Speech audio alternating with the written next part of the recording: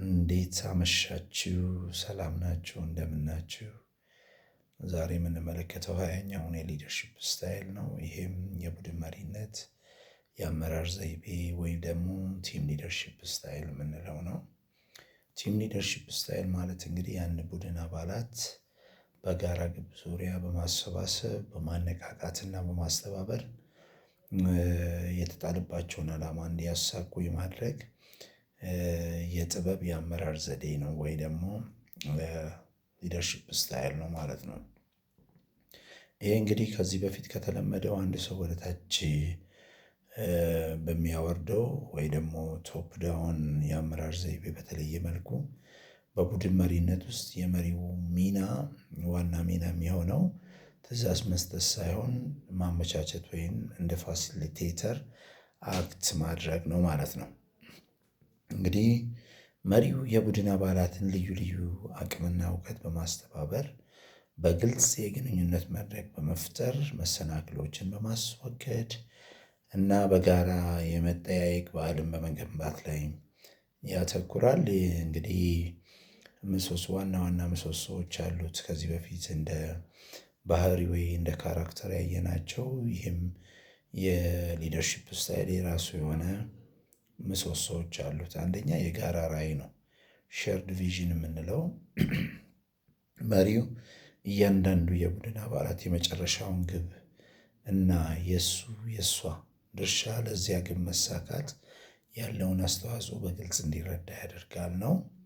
ሁለተኛ ስነልቦናዊ ደህንነት ነው። የሳይኮሎጂካል ሴፍቲ የምንለው አባላት ያለምንም ፍርሃት አዳዲስ ሀሳቦችን የሚያመነጩበት የተለየ አመለካከት የሚያንጸባርቁበትና ስህተታቸውን በግልጽ አምነው የሚማሩበት ደህንነቱ የተጠበቀ አካባቢ መፍጠር ነው።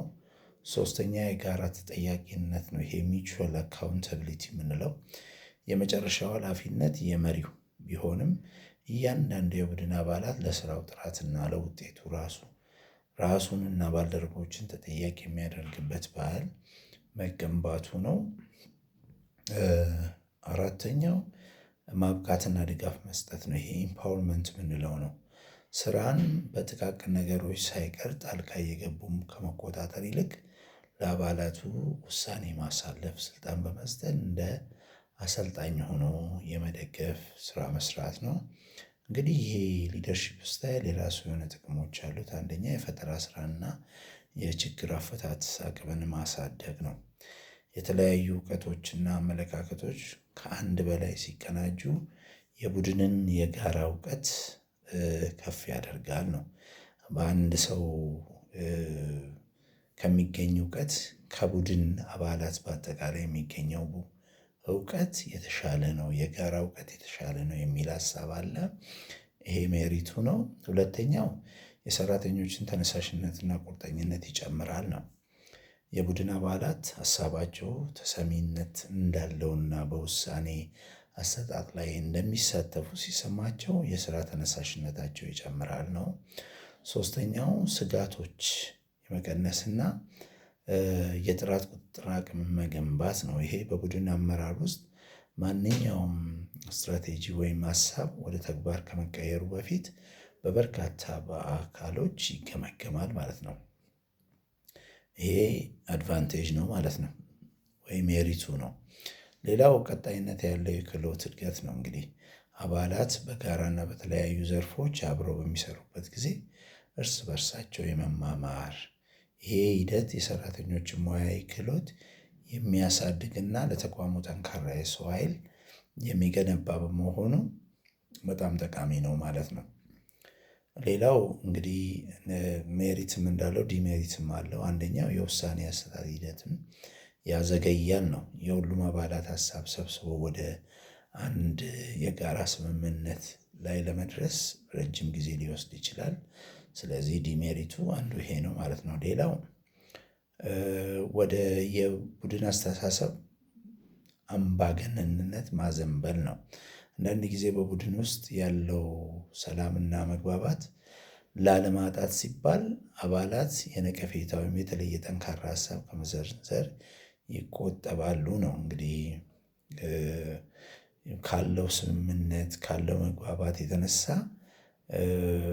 ጠንከር ያለ ሀሳብ ከመዘንዘር እያንዳንዱ አባል ሊቆጠብ ይችላል የሚል ነው። ሌላው የስራ መለገም እና አለመመጣጠን ሊኖር ይችላል የሚል ዲሜሪት አለው። በቡድን ስራ ውስጥ አንዳንድ ግለሰቦች የቡድን የጋራ ውጤት ስለሚሸፍናቸው ብቻ ጥረቻቸውን ሊቀንስ ይችላሉ። ዛት ሚንስ ቡድኑ ይሰራል። ስለዚህ አንዳንድ ሰዎች ከመሃል ጥረት ላያደርጉ ይችላሉ የሚል ሀሳብ አለ። በሌላ በኩል ደግሞ ተጽዕኖ ፈጣሪ የሆኑ ጥቂት አባላት ውይይቱን በመቆጣጠር የሌሎችን ድምፅ ሊያፍኑ ይችላሉ። ዛት ሚንስ የተወሰኑ በጣም ወጣ ያሉ ግለሰቦች የቡድኑን ኢሹ በአጠቃላይ ይዘው ሊወጡ ይችላሉ። ሌሎች ደግሞ ከስር ሊቀሩ ይችላሉ የሚልም እንደ ዲሜሪት የተቀመጠ አለ። የመጨረሻ ውስብስብና የጋራ ግጭትን መፍጠር ነው። የተለያዩ ስብዕናዎችና አመለካከቶች ባሉበት ቦታ አለመግባባቶች መፈጠራቸው አይቀሬ ነው፣ ሊኖሩ ይችላሉ ነው። የቡድን መሪው እነዚህን ግጭቶች ለመፍታት ሰላም ለማውረድ እና የቡድኑን ወደ መስመር ለመመለስ ከፍተኛ ጊዜና ስነልቦናዊ ጉልበት ማውጣት ይኖርበታል። ማለት መሪውም ትልቅ ኃላፊነት አለበት። ግጭቶች ለመፍታት ግጭቶች እንዳይፈጠሩ ለማድረግ ትልቅ ስራ ይኖርበታል ማለት ነው። ስለዚህ ይሄ የቡድን መሪነት ወይ ደግሞ የቡድን መሪነት የአመራር ዘይቤ ወይ ደግሞ ቲም ሊደርሺፕ ስታይል በኦርጋናይዜሽን ውስጥ በጣም ሞስት ኢምፖርታንት ነው። ሰራተኛን የሚያነሳሳ፣ ሰራተኞች ራሳቸውን ችለው በተለያዩ ኢሹዎች ላይ ዲስከስ እንዲያደርጉ፣ ውሳኔ እንዲሰጡ የሚያደርግ አይነት ሊደርሺፕ ስታይል ነው ማለት ነው። እዚህ ዛሬ ያየነው ይህንን ሊደርሺፕ ነው። ነገ ተከታዩን ሊደርሺፕ ስታይል እናያለን። መልካም ምሽት ይሁንላችሁ። ቴንክ ዩ ሶ ማች